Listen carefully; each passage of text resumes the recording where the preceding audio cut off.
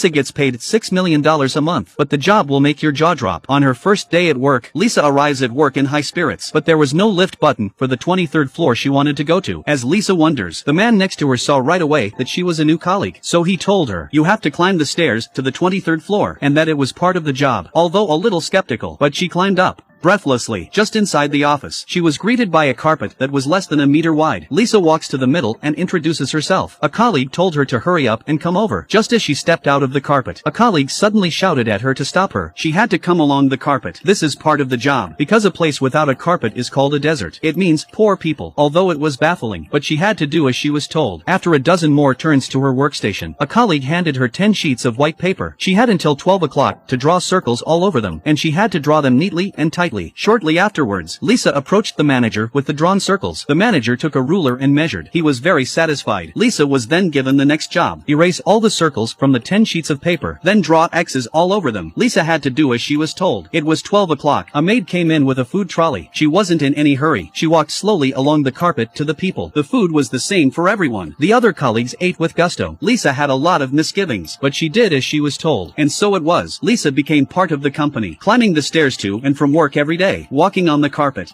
The symbol of wealth. The work was still boring and uninteresting, as long as she kept repeating it every day according to her boss's demands. Until one day, Lisa drew circles on paper as she was asked to do. When she was done, she took her work to the director for approval. After a quick check by the director, suddenly she found a broken mark. The leader was furious. He claimed that he would lose points for this in his business evaluation. He scolded the other staff members as well. Lisa was too scared to say a word. He slammed the paper down on her. She was told to go back and redraw it. Lisa did as she was told. At the same time, a note was handed to her. The two of them then met in the stairwell. Then a colleague kindly reminded her that they were all just paid to work, as long as they get paid. Lisa didn't agree. That's when the phone rang. This month's salary was over $6.1 million.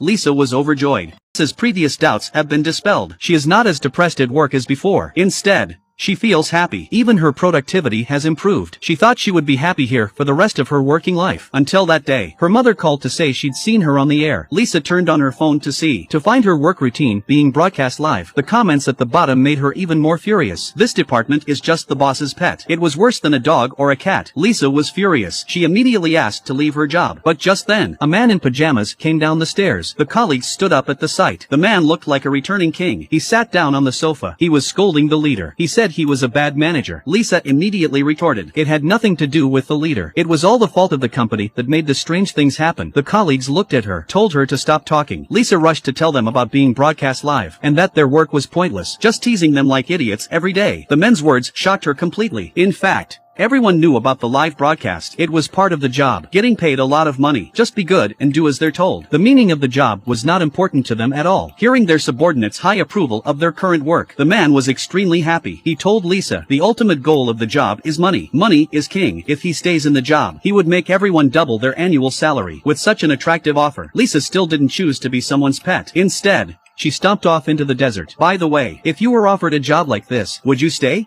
Feel free to discuss in the comments.